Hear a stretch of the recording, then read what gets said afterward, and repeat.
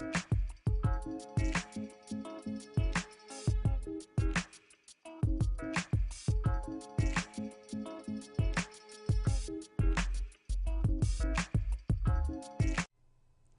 happening, K-Town? It's your host, Hill Green. Thank you for joining us for another episode of K-Town Happenings. I have with me here today in the studio, Marcel Duarte. He's a K-Town native, and I'm very glad that he was able to join us today. Hello, Marcel. How you doing, Hillary? I'm doing great. It's great to have you here today. Great to be here. Wonderful, wonderful. Now, for those of you that may or may not recognize this young man, he is from Kinston once again, and he's here in town on some special business. He's here to see his family, but he's back and forth in between where? Where are you living now? Back and forth between mainly here in Los Angeles, which is where I'm doing my modeling at, and so that's the biggest thing that's going on right now. Also, focusing on doing a book, which is a memoir to kind of speak on the life and changes in basketball, how most modern youth and urban youth look at basketball as a way out versus the rest of the world. A lot of people in the world look at it as just entertainment. And it's one of the reasons why we focus and we strive so hard to become professional athletes as a way to provide for our family and for ourselves. So that's what the book is basically going to cover. All right. Well, before we go any further, just give us a little something about who Marcel Duarte is. I mean, you were born here in Kinston, right? Right. Lenore Memorial Hospital. Exactly. LMH, man. And then just tell us a little bit more from there. I mean, what, did you go to Rochelle? Okay, yeah, I'm definitely from here. Started out in Northwest. Went to Rochelle, Kinston High. One of the biggest things about me that a lot of people should know, and if they don't, they will now. I actually played basketball, AAU, played in college on scholarship, but my career is a lot different from most people.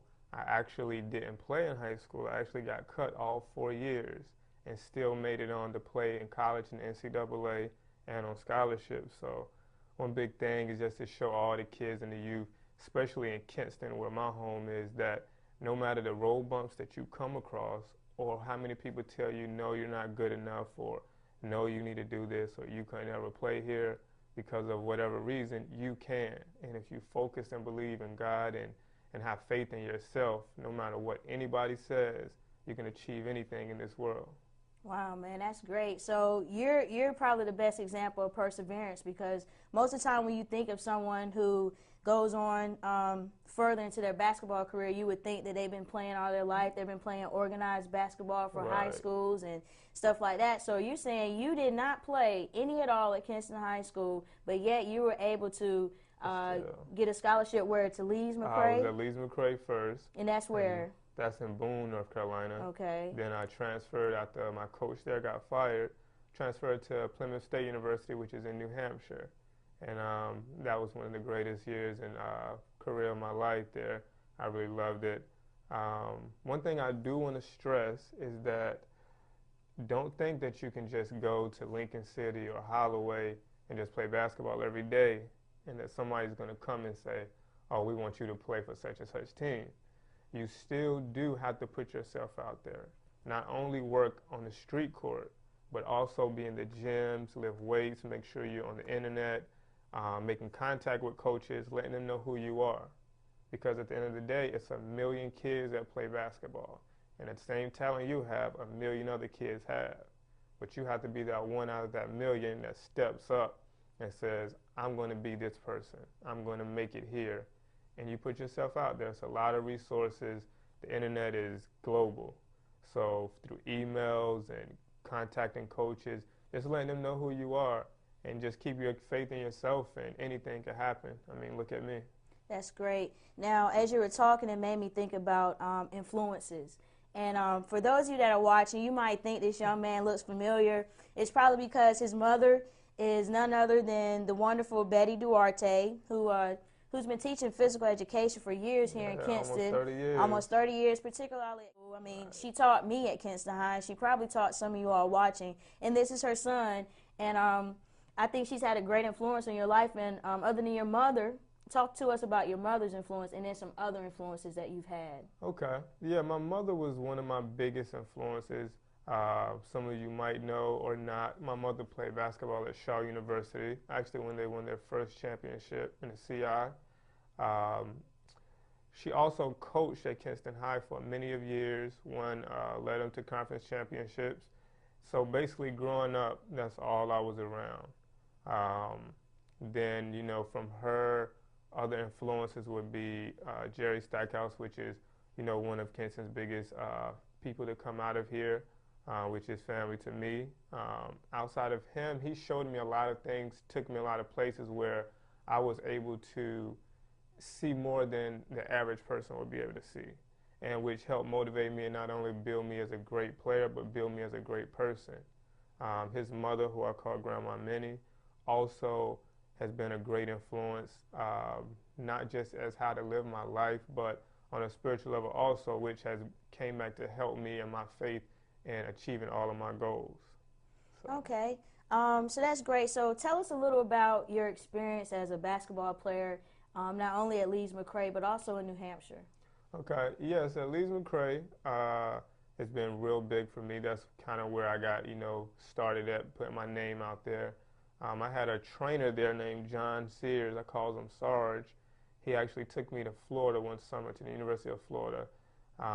It's actually the year when Joakim Noah, Al Horford, all of them was there. The first year they won the championship. Took me there, I worked out with them, worked out with him. And ever since then, I was able to get on the level to work out with a lot of the top players. So that was real big for me. He's always been a big influence, not only as a trainer, but as another Pops. So he's really helped out. Transferring from there to Plymouth State was really big. It was a big difference being either far away from home, really cold, but I loved it. It actually gave me the opportunity to put myself out there. I actually made ESPN on a highlight there against Eastern Connecticut State. So that was one of the biggest things. More there, it was a diversity, but everybody came together as a family, and they embraced my talent and helped me flourish and become of who I am today. Okay. So that's great. Now, just briefly tell us a little something about your experiences, either personal or basketball beyond college. I mean, what happened after you graduated from college as we trickle on into where you are today? Okay, yeah. After college basketball, I had a lot of opportunities, a lot of dreams of either going overseas or a couple other things within basketball. I kind of bumped into a few people. Big thing was I could speak on a charity game actually, which was in North Carolina, in New Bern, North Carolina, against the N1 team, which came about from a lot of people know Antoine Scott. He kind of helped me get into that with that charity game.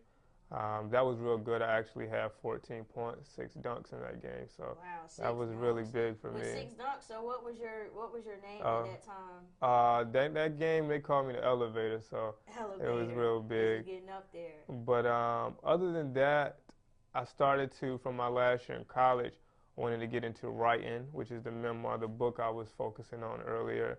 Also, I got into modeling.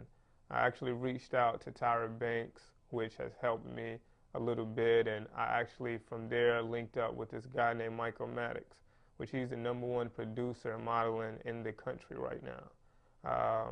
He's been helping me out. He's been a very big help. He's my guidance right now in my modeling career, and he's basically helping me flourish and get to everything else that I'm getting ready to do and focus on in my near future.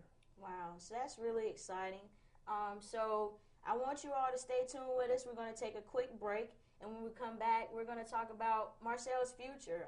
He's been talking about a modeling career, so right. handsome, and he's been talking about a writing career as well. So make sure you stay tuned. Don't turn that dial. Hill Green, Marcel Duarte, K-Town Happenings. Be right back.